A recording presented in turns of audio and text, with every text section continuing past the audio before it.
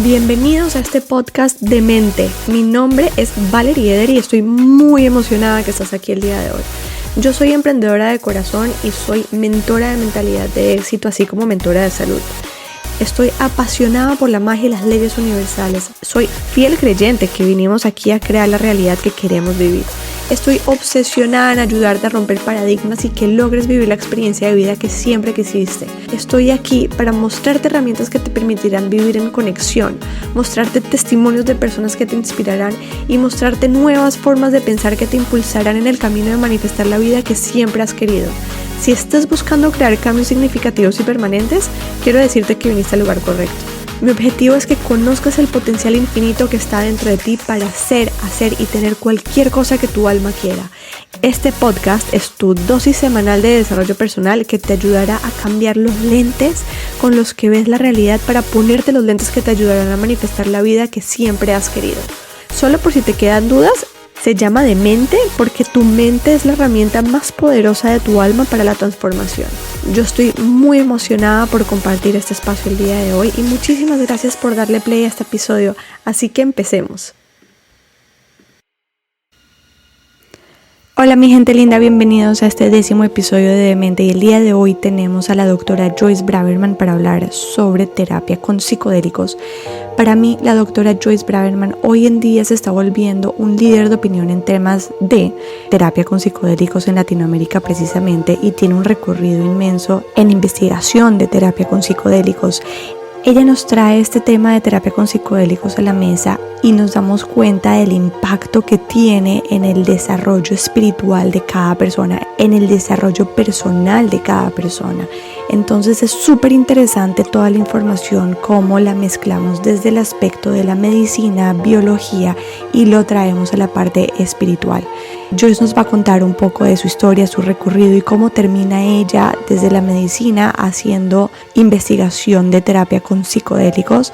En un episodio pasado hablamos con un shaman, con Manny, que nos trae esta información, pero desde la vista de un chamán, desde la vista más ceremonial, más espiritual, y para mí era importante traer esta información desde una vista científica y desde la medicina.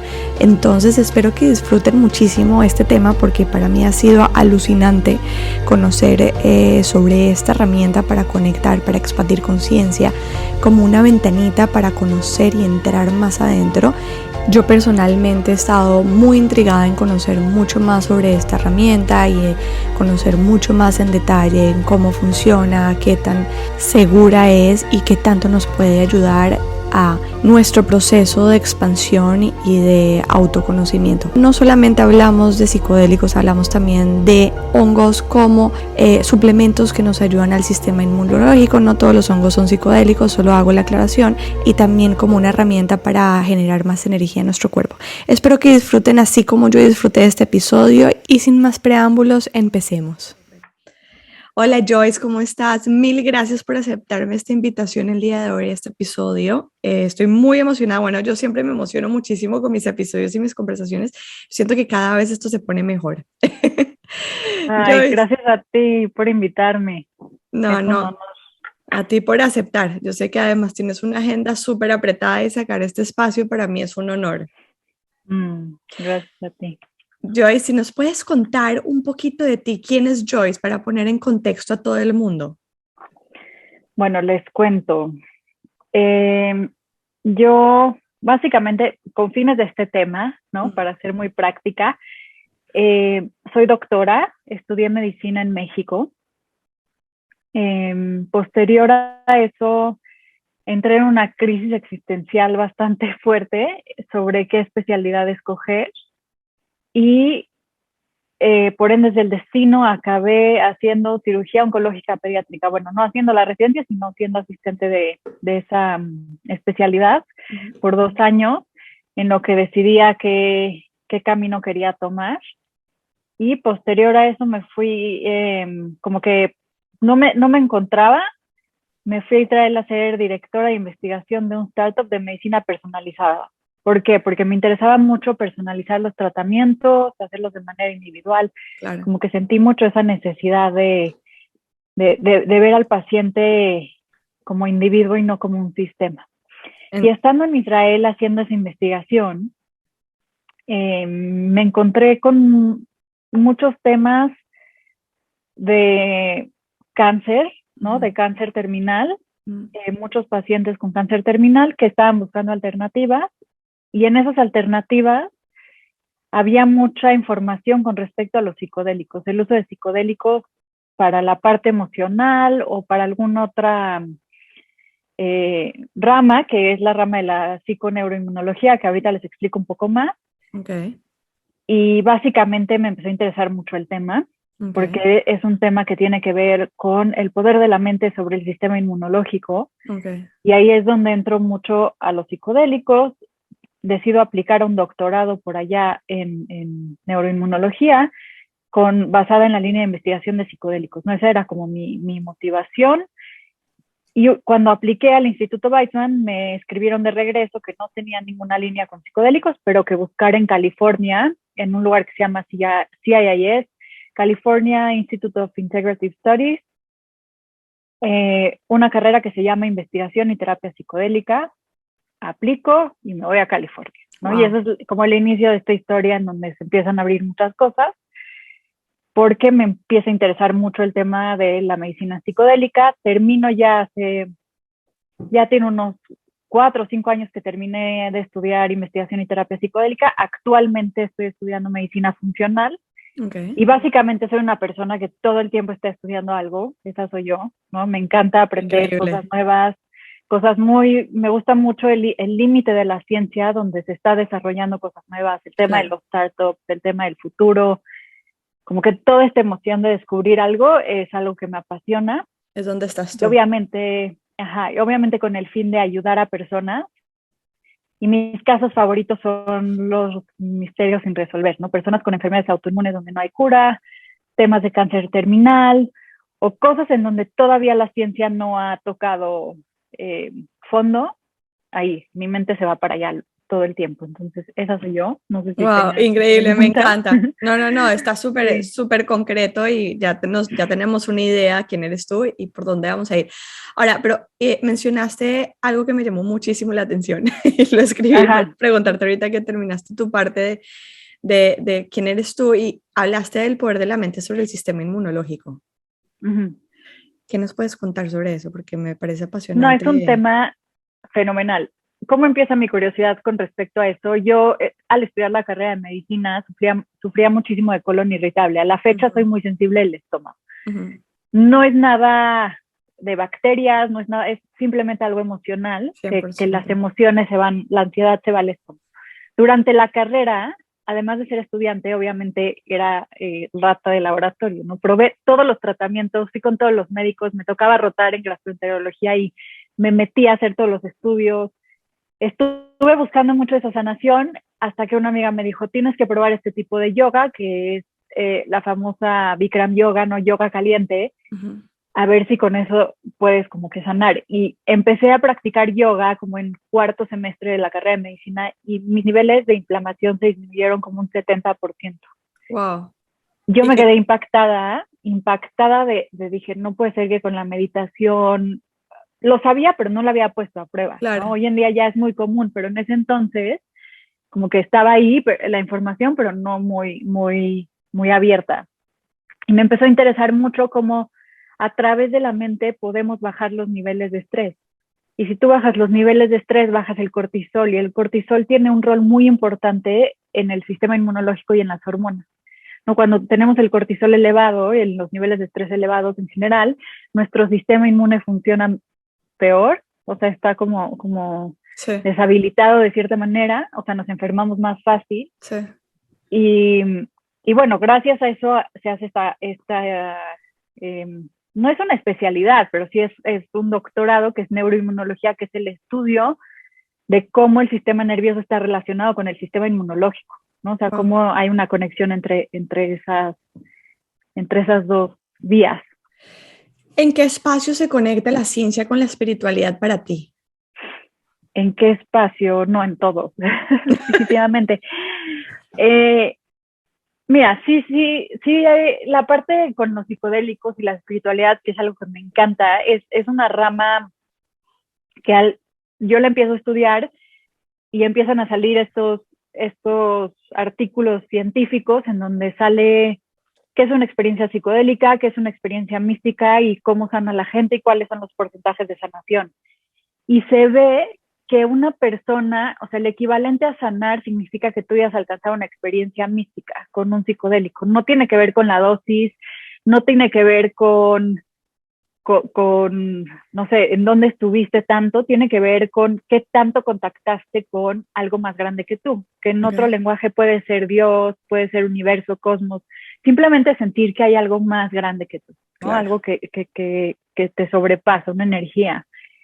Y entre más tú llegues a ese lugar, en experiencia, más porcentaje tienes de haber sanado tu depresión, tu ansiedad por diagnóstico de cáncer. Entonces ahí es donde como que empiezo a cuestionar como todo este rollo de la importancia de la espiritualidad para sanar, ¿no? En este capítulo sí, no es como en la infectología, que con un antibiótico sanas, claro, y listo, no necesitas creer en nada.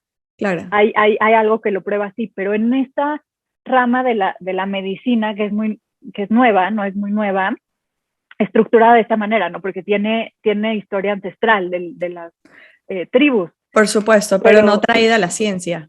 Exacto, pero ya metida en el modelo occidental de medicina, es como, bueno, necesitas creer en algo o tener una experiencia mística para poder tener buenos resultados en la terapia. Entonces ahí como que me destapó como este rollo de la espiritualidad y también mucho porque yo como ser humano también entré en muchas crisis existenciales, ¿no? Sobre el significado de la vida. Tengo también un linaje judío del lado de mi mamá, en donde está toda esta historia del holocausto, etcétera, y me he cuestionado muchas veces sobre el sentido de la vida, la espiritualidad, la religión, la diferencia entre religión y espiritualidad, y conecté mucho, por ejemplo, con Viktor Frankl, El hombre en busca del sentido, y luego hay otro libro nuevo de Lisa Miller que se llama The Awakened Brain, que justo habla sobre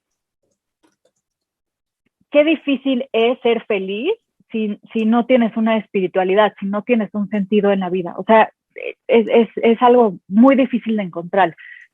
Y yo en lo personal sí he tenido contacto con gente muy intelectualmente brillante que no son espirituales y no logro ver su felicidad. ¿Sí me explico? O sea, sí, siento que la gente está muy llena y muy satisfecha cuando tienen esta esfera en su vida, y no me refiero a la religión, me refiero a una conexión superior, a una conexión Exacto. con esta energía de amor superior que al final es lo que nos conecta a todos y que nos hace ver el propósito Exacto. De las cosas.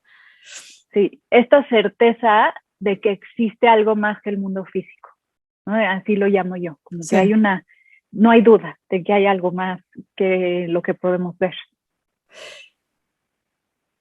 ¿Cómo podemos llegar a ese espacio? Yo sé que hay muchas herramientas, por supuesto, hay muchas herramientas, podemos implementar meditación, podemos implementar herramientas como journaling, intención y demás, pero basado en tu experiencia, en tus terapias con pacientes que has visto que han atravesado por 1000 espacios,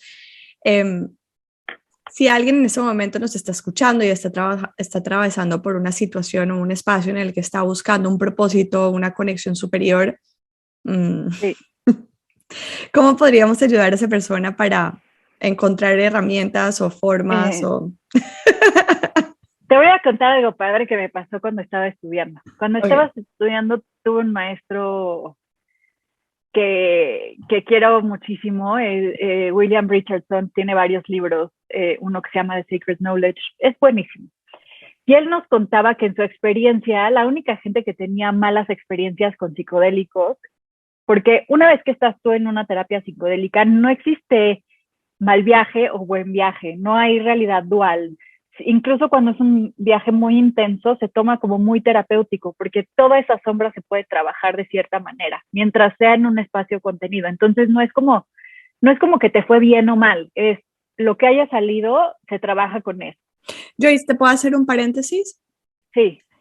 ¿Qué podría ser un buen viaje o un mal viaje, o un viaje intenso o uno más light? sea, No, es muy sencillo. O sea, un buen viaje ves flores, unicornios, felicidad, amor, etcétera, y algo malo ves unas calacas, unos payasos, historias de acoso sexual. O sea, simplemente es como en esta realidad categorizamos algo bueno y algo malo.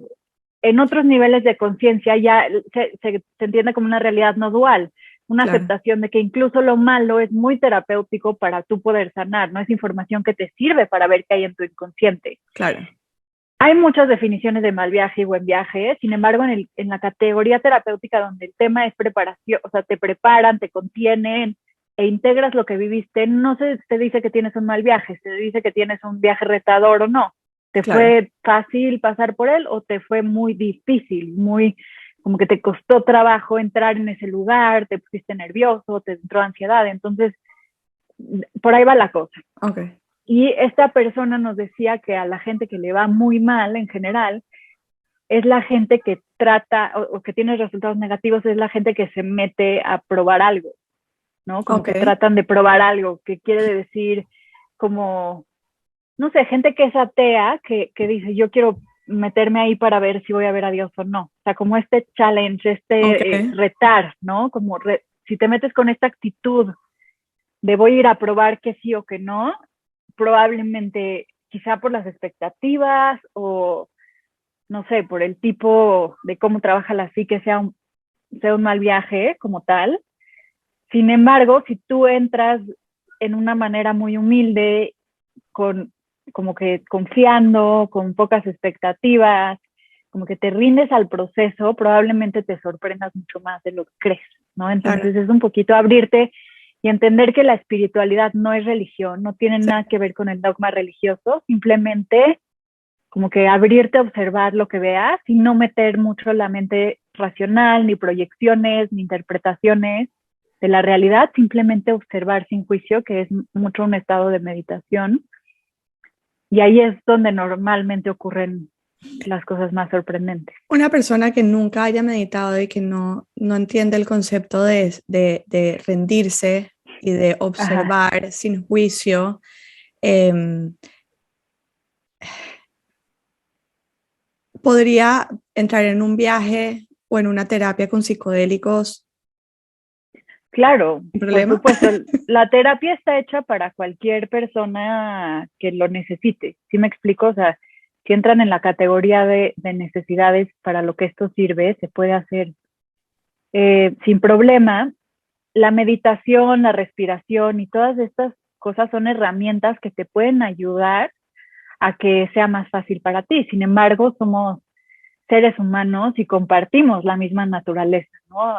Claro, A lo mejor crees que no has meditado, pero si algún día te quedaste viendo en el coche cómo pasaban los árboles, ese es un proceso de meditación. O cuando hiciste ejercicio y se te olvidó que tenías que hacer después, porque estabas muy divertido ujú, jugando o haciendo ejercicio, ese también es una manera de meditar. claro. Entonces, creo que es un poquito subjetivo, obviamente enfocarnos al día 20 minutos para meditar puede ser un poquito distinto, ¿no? Puede ser como más Sí. profundo y de niveles más avanzados. Si tienes tu experiencia de meditación, obviamente puede llegar a ser un lugar más familiar y mucho más fácil llegar a esos espacios. Joyce, ¿cómo sería una terapia con psilocibina o con MDMA? Eh, bueno, básicamente la estructura que hoy en día se hace a través de estos cursos, ¿no? Donde se está entrenando a varios terapeutas a trabajar con Ajá, estas sustancias de manera, pues ya occidentalizada, ajá, lleva ciertos pasos. ok, Básicamente son tres. El número uno es una preparación en donde se prepara la persona, eh, sus intenciones, cuáles son sus expectativas, cuáles son los miedos que tiene sobre esta sesión, qué de sustancia se le va a dar, si conoce los efectos de la sustancia, qué es lo que está buscando, hablar con los familiares para que se sienta contenido. Es toda una preparación sobre el proceso, ¿no? claro, Y una buena preparación hace que una sesión sea más efectiva. claro, Después, el paso número 2 es tener la sesión en donde se da la sustancia, en donde el paciente ya está inmerso en esta experiencia. Y el paso número 3 es una integración en donde se integra la información que salió durante la sesión a la vida diaria del paciente, en donde se habla sobre su proceso terapéutico, y esta integración puede llevar pues de un día a 6 meses, ¿no? O sea, puede ser tan larga como el paciente necesite, y de la integración dependen los resultados a largo plazo. Entonces, la preparación se usa para la sesión como tal y la integración se usa para el largo plazo, ¿no? Para que estos conocimientos o esta información que haya salido durante su sesión se fije y tenga un efecto positivo en la vida del paciente. Y una persona que haga, o sea, yo sé que hoy en día hay estudios que están dirigiendo a la ciencia, a empezar a hacer terapias con personas con PTSD. Y bueno, por supuesto que también hay entre el espectro de personas con cánceres terminales, porque también, o sea, viene de la misma mano de PTSD. Eh, pero, pero si no fuera el caso, si fuera el caso de una persona que simplemente está buscando un propósito de vida, que está buscando una conexión superior, eh, este tipo de terapia puede llevarlos a llegar a una conexión superior. Sí, y cuando no, o siempre sí. Yo creo que siempre sí, porque sí se conocen estas sustancias como, bueno, depende un poquito la sustancia, ¿no? El MDMA o el éxtasis se usa mucho más para estados de trauma. Si eres yo creo que igual, eso lo dicen muchos psicólogos, y hay muchos libros que hablan que nosotros tenemos trauma desde que nacemos, ¿no? Sí. Tú naces y ese es el primer trauma, y durante la vida de un ser humano siempre hay momentos de trauma, por más hermosa que haya sido tu vida, ¿no? Entonces sí, siempre hay algo que trabajar con el MDMA seguro. O sea, siempre hay el concepto de abandono. Por supuesto, hay casos más fuertes y hay casos menos fuertes, pero siempre hay algo que podemos trabajar y mejorar. Pero recordemos que el MDMA no es un psicodélico como tal, es un empatógeno y trabaja de una manera un poco distinta que la psilocibina o la ayahuasca o el peyote. Y en caso de la psilocibina, en donde sí hay mucho más esta experiencia mística, estas alucinaciones, este viaje psicodélico, creo que siempre también nos puede tocar con el inconsciente de uno, poderlo observar, ver nuestras sombras. Siempre, si se trabaja bien, nos va a hacer unas mejores personas, porque nos va a dar información que justamente el inconsciente es inconsciente porque no lo podemos percibir en conciencia propia. Años de terapia nos dejan observar un poco de ese inconsciente. Cuando tú estás contando tu historia y teniendo esta narrativa constante con un terapeuta, en algún punto empiezas a ser consciente, mira, tengo este patrón, ya lo vi. Haces sistemas familiares, constelaciones. Tú cuando empiezas en un proceso terapéutico y lo empiezas a alargar por medio de los años, creo que eso es una especie de mindfulness, ¿no? De hacer lo inconsciente consciente para que tú puedas decir y cacharte en ciertos procesos. Claro. Y mejorar y trabajar a través de eso. Claro. Lo que hace el psicodélico es que esto lo pone muy rápido en el consciente, ¿no? Es como ¡pum! A veces esa información penetra y la podemos trabajar a largo plazo. A veces sí, pues comiste un chocolate en una fiesta de manera recreativa, lo logras ver, pero no se impregna porque no hay trabajo terapéutico detrás, claro, o a la larga. Sin embargo, pues sí, creo que era Terence McKenna que decía que los psicodélicos son expansores de la conciencia, o Timothy Leary, uno de ellos dos. Si no hay conciencia, no hay que expandan, ¿no? También claro. Por eso esta gente que consume y consume y consume y tipo los ves igual, porque no están trabajando en tu conciencia, es nada más consumir por una sensación de placer o de escapismo, ¿no? Es la famosa, ok, no quiero estar en la realidad, me voy a escapar. Sí. Pero como yo siempre explico, los psicodélicos son una herramienta como la computadora.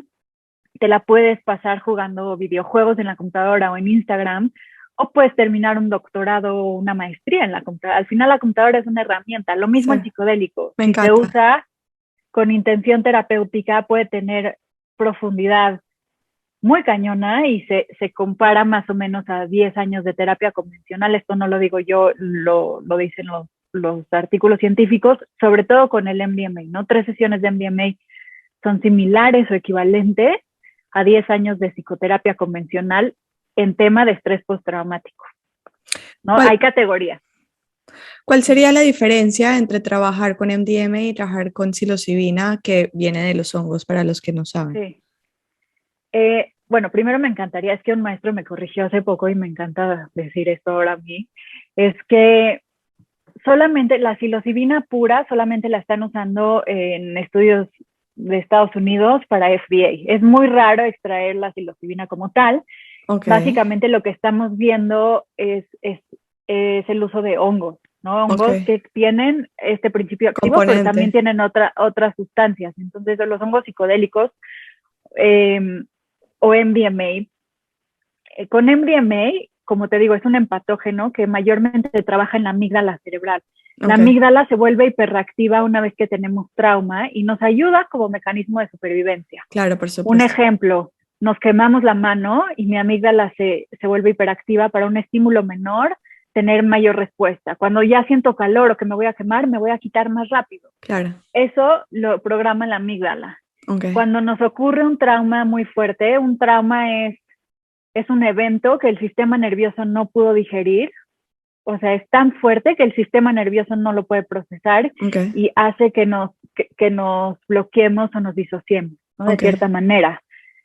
Y esto lo provoca la amígdala. Con el MDMA lo que hacemos es bajar la hiperactividad de la amígdala ok, y la persona puede recordar el trauma sin tener esta respuesta física o fisiológica sobre el evento. ok. Y eso permite muchísima sanación sobre el evento traumático, ¿no? Que lo podamos repasar en la terapia, que lo podamos platicar. También hay como se reporta esta liberación corporal, mucha temblorina, que no se sabe muy bien cómo funciona, pero la gente puede temblar. Si hay temas de acoso, a lo mejor sexual, tiembla mucho la pelvis. Son cosas muy también que todavía no se saben muy bien, pero hay una parte muy corporal que hace el MDMA también, que secretas mucha oxitocina Ujú. y otros neurotransmisores como la dopamina de placer y el amor, por lo cual sientes Sientes muchísimo amor. amor. Al sentir mucho amor, obviamente entras en más confianza y eso te permite también, una persona con trauma desconfía de la mayor parte de los humanos. Por eso también es una parte muy fuerte del trauma, la desconfianza hacia el círculo social y en general, hacia la humanidad. Sí, Y cuando tú estás en MDMA vuelves a confiar porque vuelves a sentir amor. Y eso, como tal, más el tacto humano del terapeuta, genera muchísima sanación. Ese es el trabajo con el MDMA como tal. Y con la psilocibina o con los hongos psicodélicos, lo que se trabaja mayormente es esta experiencia mística en donde hay alucinaciones visuales, auditivas, tienes figuritas geométricas, contactas con Dios o con el cosmos o con el universo, tienes alucinaciones visuales que te pueden dar regresiones a cuando eras chico, entras en un estado alterado de conciencia en donde de plano sí tu viaje puede ser muy distinto, cada viaje es muy individual, pero si le pones una intención puede estar muy dirigido a eso. Por ejemplo, tienes cáncer y muchísima ansiedad asociada a ese diagnóstico y mucho miedo a la muerte y en ese momento sientes una experiencia parecida a la muerte y entras en este contacto con el mundo espiritual, entonces te puede llegar a dar cierta paz, tranquilidad y calma claro. sobre la unión, sobre que todo está bien, sobre lo que puede pasar posterior a que te mueras, ¿no? O sea, los comparan como experiencias cercanas a la muerte, sientes cosas similares. Ok. Entonces, como en el budismo, ¿no? Son Ya prácticas de sonó bastante muerte, fuerte. sí, son prácticas de muerte como tal, pero que sabes que vas a regresar.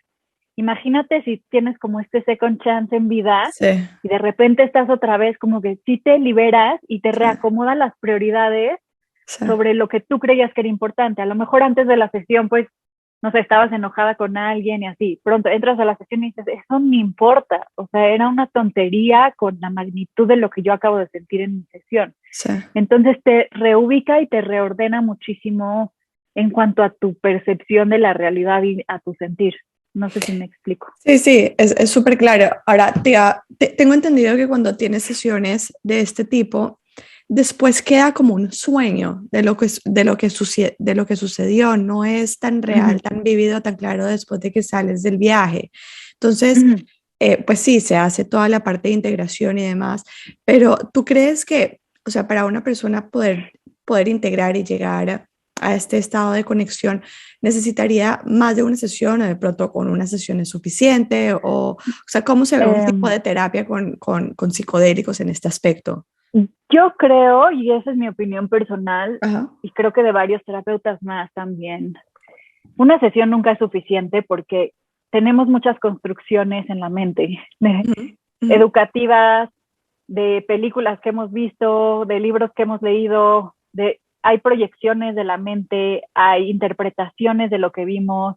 ujú. Desprogramar la mente es muy difícil. Llegar a este estado de meditación en donde ya no hay historia es muy difícil porque tú tienes, tú te identificas como persona con tu narrativa, con tu historia, de dónde vienes, quiénes son tus papás. Son tantas las cosas que te personifican que trabajarlo sí lleva más de una sesión, porque al Sí, principio puedes tú a lo mejor ver una historia de una alucinación en tu mente y tú la vas a interpretar de alguna manera y quizá esa no era el mensaje. ¿Sí me explico? Le sí, estás proyectando o estás interpretando según tu educación sí, o se te confunden las cosas. Y creo que sí es importante ir quitando esas capas de la cebolla y para que sea entendiendo más porque clara. para que cada vez sea más claro y más que claridad es para que cada vez haya menos historia y haya más presencia, que ese es el fin, ¿no? Claro. De, ok, ya el trauma, ya lo reviviste, 1, 2, 3, 4, ok, perfecto, te ves, ya te cansaste y ahora ¿quién eres cuando no hay trauma? ¿Qué Ok, pasa si esta historia ya no te identifica? ¿Qué pasa interesante. cuando ya sanaste estas relaciones, no? Y el fin sí es llegar a un proceso, bueno, la gente que lleva mucho más años que yo en esto, muy espiritual, y han escrito libros sobre esto, hablan mucho de llegar a este estado en donde estás mucho en el presente, Sí, con mucha presencia, y eso significa no hacerte tantas historias, sí, ni del pasado ni del futuro. interesante. Sí. Joyce, entrando un poquito más como a la parte técnica, o sea, Ajá. eh, según la investigación bueno, sí, básicamente la investigación, hay hay un tipo específico de hongos, porque yo sé que hay varios hongos con Sí. componente de psilocibina. ¿Hay algún específico tipo de hongo que es el adecuado para este tipo de terapias y alguna específica dosis que la persona debería de consumir en terapia para llegar a estos estados terapéuticos? Sí. Dosis sí hay, tipo de hongo es muy relativo porque hay muchísimo, como se dice en inglés, muchos strains, como con el cannabis. Hay, híjole, para aventar para arriba, ¿no? La manera de estandarizarlo para estudiarlo es extraer el compuesto activo, hacerlo ya muy en gramos, ¿no? Y darlo así, por eso se investiga así, pero es nada más una manera de estandarizarlo Sí, para poder validar la investigación científica. Sin embargo, en la vida real, que no es tan estéril y que no es tan medida, y como hemos visto en muchos rituales, e incluso en México, ¿no? Los mazatecas que los usan para su sanación, cada quien usa distintos hongos, ¿no? Sí se pueden usar de todos para un proceso terapéutico siempre y cuando contengan psilocibina. claro. Creo que lo otro, pues ya depende mucho de nuestras creencias y todavía no se sabe muy bien porque no se ha investigado muchísimo sobre el tema. Sin embargo, sí creo que se pueden usar cualquier tipo de hongo. Sin embargo, hay muchos detallitos, ¿no? Porque están los hongos, tú los recoges y están frescos y Ajá, después los deshidratas y al ajá. perder agua se vuelven más potentes, o sea, están más potentes, Más pero condensados. más condensados, pero el peso es distinto. Entonces no es lo mismo Claro, que yo te diga 5 gramos de hongo seco a 5 gramos de hongo refresco. claro. Sí hay un gramaje específico en donde, por ejemplo, hay diferentes dosis, ¿no? Se les llaman así, microdosis, Ajá, minidosis, dosis de museo recreativa, ok, que puede funcionar, dosis terapéutica y luego dosis trascendental, o sea, que ya ni siquiera es terapéutica porque no te acuerdas de nada. Entonces, cuando se te pasa igual la mano de cierto gramaje, Ajá, incluso a nivel terapéutico, pues ya no es funcional, claro. porque la persona no puede verbalizar, no puede integrar esa información. Hay muchas clasificaciones, porque en otra clasificación, la dosis trascendental también se considera terapéutica y se llama como terapia psicolítica y terapia psicodélica. Una psicolítica es donde es una dosis menor y puedes platicar y estás hablando con el paciente, y la psicodélica es ya cuando sobrepasaste esa dosis. Entonces, hay varias maneras de clasificarlo, pero básicamente una dosis terapéutica, por ejemplo, de hongos, va de 3, o sea, incluso se puede usar 1 gramo, pero más o menos va de 3 gramos secos Ujú, hasta 5 gramos secos. ok. Ya más es como esta dosis que te explico, trascendental, en donde está la experiencia es tan fuerte que la gente ya No pierde puede todos los hablar, no puede procesos, procesar. no se acuerdan de nada, porque hay esta parte que es la disolución del ego, en donde se conectan con todo y donde ya no saben quiénes son, pero perdemos información, porque al ser Claro, tan impactante la experiencia, yo creo que se desconecta uno claro. y perdemos información para trabajar de manera terapéutica.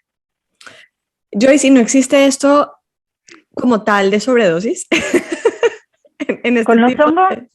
sí, con los hongos no hay dosis tóxica como Ok, tal, o sea, no te puedes morir de una sobredosis de hongos, sí, no existe. Lo peor que te puede pasar es vómito, diarrea o dolor de cabeza al día siguiente. Y como te digo, puedes trascender sí, y no saber qué te pasó, pero no te vas a morir por eso. ok, Con el MDMA sí. O sea, el MDMA es otro tipo de dosis, pero como ya ser una metanfetamina, sí eleva la presión arterial y hay claro. algo que se conoce como síndrome serotoninérgico.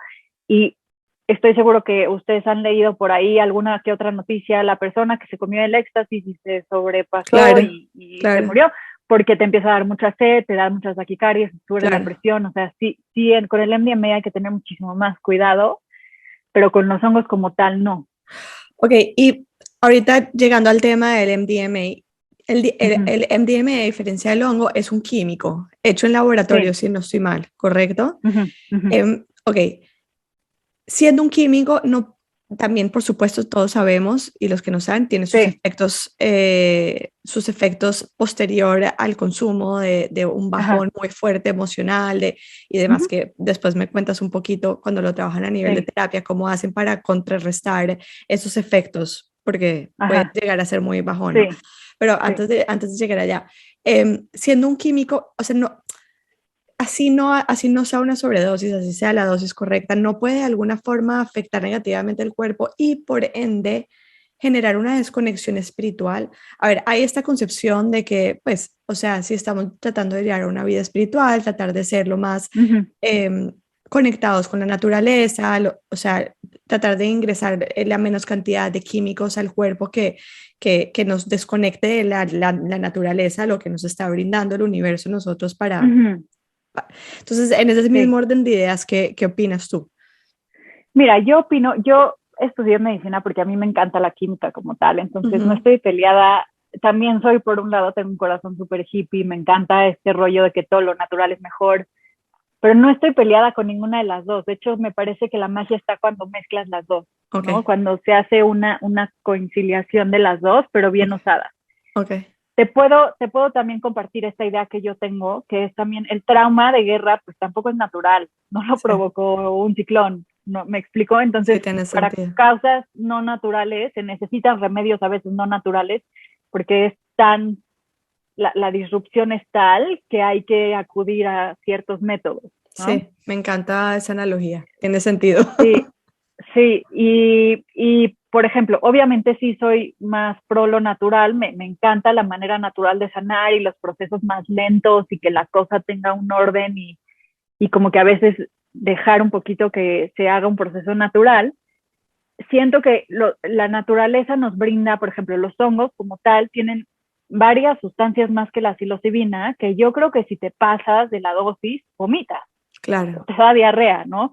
La misma sustancia te protege de esos efectos adversos y de esa sobredosis. claro, Cuando uno va sintetizando cosas en el laboratorio, le va quitando esos efectos adversos y va especificando el efecto que quiere. Entonces el MDMA va más específico a un receptor y le va quitando como que la náusea y el vómito, y entonces puedes dar dosis más altas con menos efectos adversos y tener un control mayor sobre saber qué va a pasar si te pasas o no te pasas si la dosis tóxica.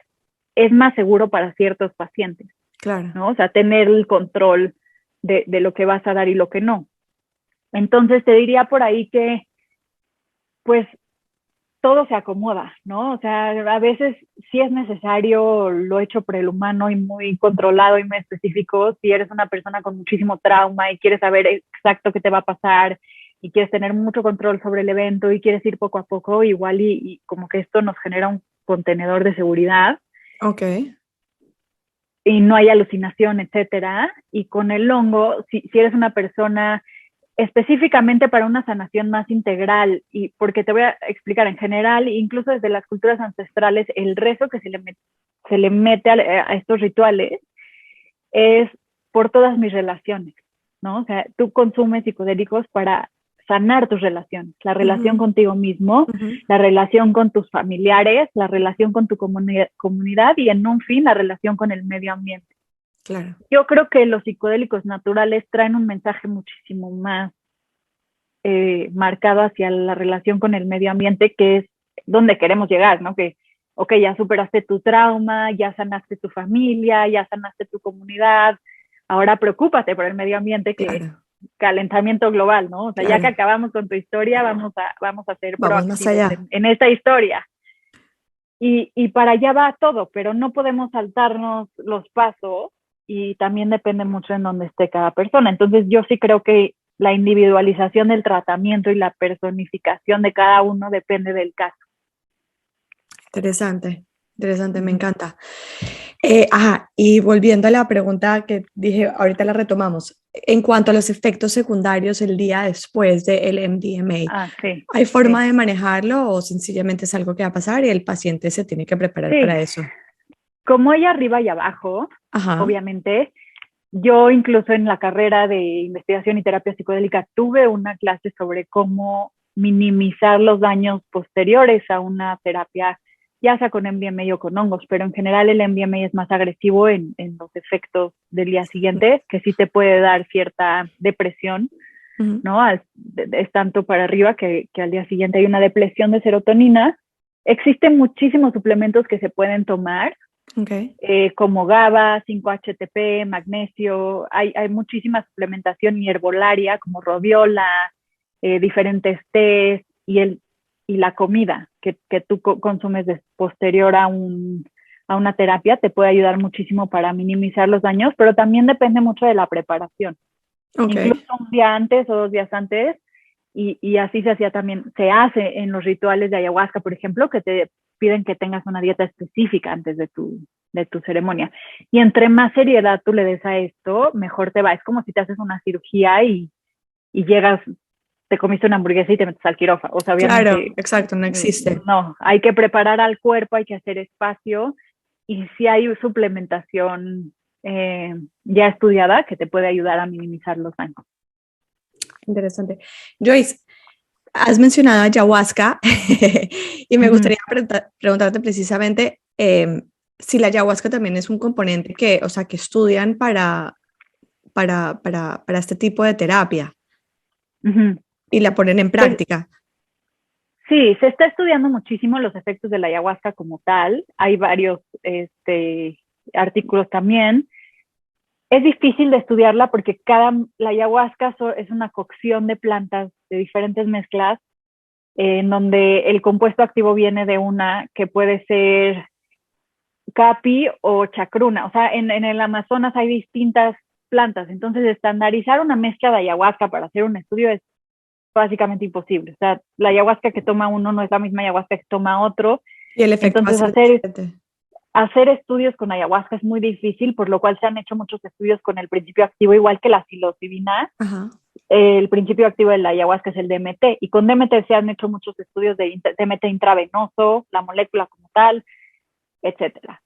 Sí se han visto, por ejemplo, en lugares donde se practican rituales de ayahuasca, por ejemplo, centros de adicción, y ver cómo la gente deja de fumar o deja de tomar alcohol, sí se ha mostrado, pero en modelo terapéutico no existe como tal, así de que te voy a dar ayahuasca y me voy a sentar contigo a hacer una terapia, no, es más bien un ritual en donde un chamán te canta, porque la ayahuasca tiene esta parte muy mágica que se activa con los ícaros. Ícaros son canciones que reciben los chamanes y a través de los ícaros ellos pueden ir como que activando la planta en tu cuerpo, ¿no? Esa es la más teoría. ceremonial.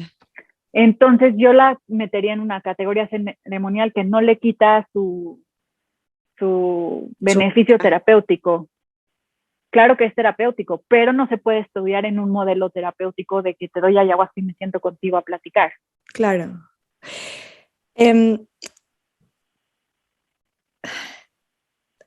O sea, creo que ya lo has mencionado por encima, pero como para concretarlo un poquito más, porque sí me queda un poco esta duda.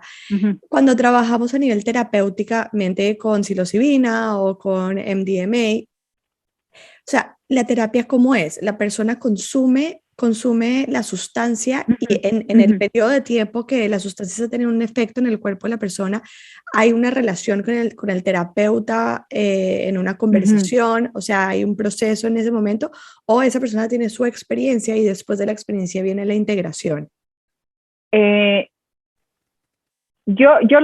sea, es distinto, ¿no? O sea, si la persona llega y le das tú una sustancia y tienes su experiencia y luego haces una integración, probablemente lo que hagas es ser un sitter, un psychedelic sitter, que es sentarte a cuidar a alguien que está teniendo una experiencia psicodélica.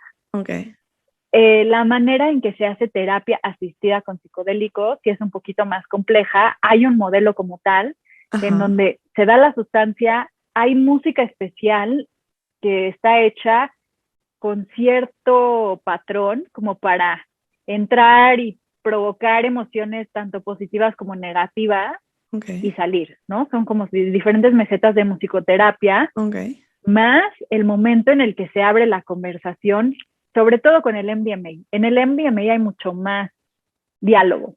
¿Por qué? Porque se presta, ¿no? Y la gente habla mucho. Y ahí es donde puedes usar ciertas herramientas como sistemas familiares o indicación compasiva de Gabor Mate. O sea, hay herramientas que te sirven mucho para ir guiando al paciente un proceso terapéutico muy profundo durante la toma de la sustancia.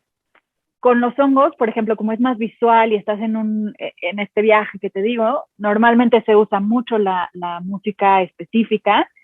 Sin embargo, también se puede llegar a compartir con el paciente ciertas cosas, acompañarlo, estar con él y conocerlo y generar esta relación en donde, si tiene algún momento difícil, pues estar con él y entender de dónde viene. Idealmente es un hombre y una mujer en terapia, en el espacio, para que haya un balance de energías. De energías y la gente se sienta muy contenida, ¿no? Como esta energía de mamá y papá. Y posteriormente se hace la integración. Interesante. Ok, Moira, igual, siguiendo en la misma onda de los hongos, hay muchos hongos, ¿no? No todos tienen componentes de psilocibina, pero la mayoría de los hongos son súper sanadores para nuestro cuerpo. No sé si nos quieres hablar un poquito o sea, de estos hongos que ayudan un poco al tema del estrés, que ayudan también a conexiones neuronales, al sistema inmunológico. Me encanta. Estos son los famosos hongos funcionales que se están poniendo muy de moda ahorita en Estados Unidos y México y en América Latina. Pero llevan años en otras culturas, ¿no? Los japoneses, los chinos, los llevan usando años como remedios y como parte de su alimentación. Y dentro de estos hongos hay varios. Está el famoso reishi, el cola de pavo, turkey tail, el lion's mane o melena de león. ¿Qué otro más tenemos? El chaga, cordyceps, entre otros, ¿no? O sea, ahorita ya está el agaricón, creo. Están descubriendo cada vez más y clasificando cada vez más, pero son hongos increíbles. Te puedo mencionar de unos, el reishi, pues es conocido ancestralmente como el famoso hongo, el secreto anti-aging, ¿no? Y es en general muy bueno para el sistema inmunológico. El turkey tail, cola de pavo, también es buenísimo para el sistema inmunológico y se ha visto que funciona muy bien en cáncer, sobre todo en cáncer de mama, Wow. que a mí me fascina como todo ese tema de prevención. Luego están, el reishi también lo podemos meter como adaptógeno, que son hongos que te ayudan a adaptar tu respuesta al estrés. En general todos entran como en la misma clasificación porque tienen propiedades espectaculares. El Lion's Mane o melena de león se ha visto que genera neuroplasticidad, que quiere decir que ayuda con procesos de memoria. Ajá. Creo que se pronuncia así Cordyceps o algo así. Cordyceps. Cordyceps es muy bueno para energía, para todo el tema de la mitocondria, energía, entonces muchos deportistas lo consumen para ese tipo de propósito. ¿Cuál me Y por falta? ende metabolismo, porque está relacionado a mitocondria con Metabolismo, metabolismo. exacto. Y el chaga también es muy adaptógeno y creo que también para cosas del sistema respiratorio funciona muy bien. Y bueno, habrá otros más, pero en general recordemos que la penicilina salió de un hongo, ¿no? Entonces seguramente tienen unas propiedades medicinales enormes. ¿Y cómo se deberían de consumir? Porque sí, o sea, todo el mundo está hablando de los hongos, pero nadie sabe cómo integrarlos en su dieta. Cada vez hay más información sobre eso. La verdad es que se está generando actualmente, ¿no? Por Sí, ejemplo, lo que te decía del turkey tail y el cáncer de mama, ya se ha visto que a partir de 3 gramos diarios y de cierta manera lo tienes que consumir, pero toda esa información se está empezando a generar, no hay protocolos como tal. Sin embargo, yo creo que es muy saludable meterlos a tu vida diaria. Yo en lo general me genera un poco de estrés el tema de ya ponerlos todos en suplementos porque ya tomar tantas cápsulas al día se me hace una locura, pero sí me encantan todas estas marcas que hay que meten los hongos como parte de tu rutina diaria, como al café, que le meten al sí. café o a los O el tés, cacao. o te dan polvito para que cocines con ellos. Siento que eso es una manera muy fácil de invitarlos a tu vida o comprarlos y cocinarlos y ingerirlos de esa manera. O en algunas pinturas donde los puedes poner en el té, se me hace una manera más funcional, más práctica de poderlo consumir de manera diaria. Si estás buscando un efecto en específico, como por ejemplo turkey tail y tal cual, quieres medirlo y estandarizarlo, igual el tema de la suplementación en cápsulas o en tintura puede ser una buena opción. Súper. Yo en particular le echo todos en polvito a mi smoothie de la mañana. En la mañana, Sí, que a propósito, buenísimo. tenemos una rutina muy parecida. Yo sé que tú también Sí, tomas tu limón en la mañana, tu siempre. jugo de Sí, apio. exacto. Y luego mi smoothie. Exacto. Entonces, en la Sí, mañana sí, me sí. levanto, mi juguito, mi limón, después, 20 minutos después, 16 onzas de apio extraído y después mi Sí, smoothie. O sea, yo sé que tú eres muy, te gustan mucho la literatura de Medical Medium, de Anthony William, sí, sí, sí, sí. que de ahí sale estos Pasé por ahí. protocolos. Sí, Y después, nada, el smoothie del desayuno le meto todos los honguitos para buenísimo. empezar el día. Entonces es una buena idea. Sí, es muy buena idea. A mí me gusta mucho separarlos por épocas, como para ver qué siento en mi cuerpo, ¿no? Si de esta época voy a hacer este hongo para ver qué siento y Sí, es verdad. como que experimentar un poquito, pero en general que sean parte de tu dieta creo que es muy importante, se vuelve como muy inteligente, ¿no? Porque sí, las propiedades medicinales son enormes. Sí, No nos sorprenderá que en algún punto descubramos hasta que curan viruses, etcétera, ¿no? O sea, Paul Stamets sí tiene como esa teoría de que descubrió un nuevo hongo que funciona muy bien para el virus de las abejas, que se estaban enfermando mucho y quizás sea también para los humanos. Entonces sí creo que está padrísima esa parte de no saber, ¿no? Como te digo que me gustaba de, vamos a ver, y daño no te hacen. sí, Y también los hongos, pues la función que tienen en el planeta como tal, de regenerar la tierra, de conectar los árboles por abajo de la tierra, sí. de ser una fuente muy importante de selenio, una fuente muy importante de proteína, pues está increíble. Igual y también parte de la evolución de la Sí. alimentación humana. No, los hongos son un universo increíble, Increíble. absolutamente Sí, alucinante entre todos ellos, cómo sí, están interconectados y cómo conectan el universo entero, o sea, debajo de la sí. Tierra, es impresionante. Em, para terminar, te voy a hacer una pregunta y con eso concluimos. ¿Qué significa para ti la palabra sanación o healing? Ok.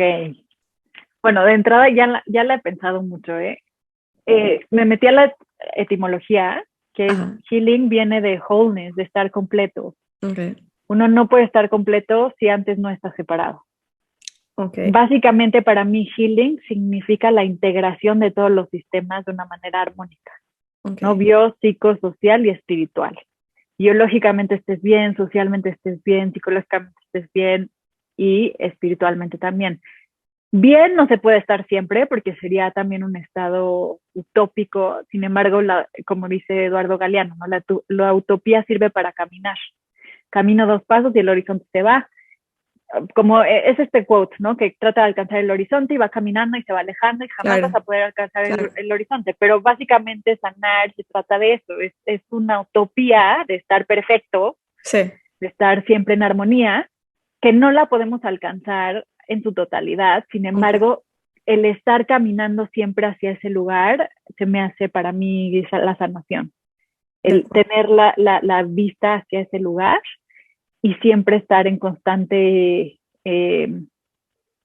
¿cómo se dice?, en mejoría, ¿no? O sea, estando en un lugar en donde quieres mejorar, donde quieres trabajar, donde quieres arreglar ciertas cosas.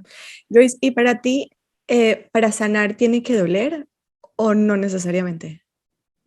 Híjole, ahí sí no te doy una respuesta como tal. Yo en mi proceso de sanación sí he tenido procesos muy dolorosos y he entendido que hay información que no se puede obtener si no es con el dolor. Sin embargo, no le deseo el dolor a nadie. Claro, claro, Eh, Creo que también la evolución de la sanación cada vez es más suave y cada vez no hay puntos extra por sufrir sí, y sí, sí, de tratar acuerdo, sí, y tratar de encontrar métodos que cada vez sean más sutiles y más femeninos y que dentro de todo ese dolor que es la experiencia humana podamos encontrar maneras que sean más sutiles. Por eso todo este tema de la terapia psicodélica que es tan controlada y tan hecha como un nidito, tan cocoon, ujú, que reduces muchos daños que en otras maneras sería una revolcada, ¿no? claro. Cada vez reducir los daños, sobre todo a la gente que más dolor tiene, para que sane de una manera más sutil, sí me parece que es donde está evolucionando el proceso. Sí, de acuerdo, de acuerdo. Joyce, mil gracias por tus palabras, por tu Ah, tiempo, sí. por tu conocimiento, por la energía que nos estás impregnando a todos. Mil, mil gracias, de verdad que me voy con una Gracias cantidad de a ti. información increíble y espero que todos los que estén escuchando también se les expanda un poquito la Sí, cabeza y las ideas y nada. no le tengan miedo a los psicodélicos. Mil gracias a ti por la invitación. De verdad, increíble que quieras abrir estos espacios para estos temas. Sé que todavía es un poco difícil el estigma que hay en general, pero se me hace una labor muy bonita. Así que muchísimas gracias a ti por A- invitarme. y por el espacio a ti, Joyce. De Sí. verdad, mil, mil, mil gracias.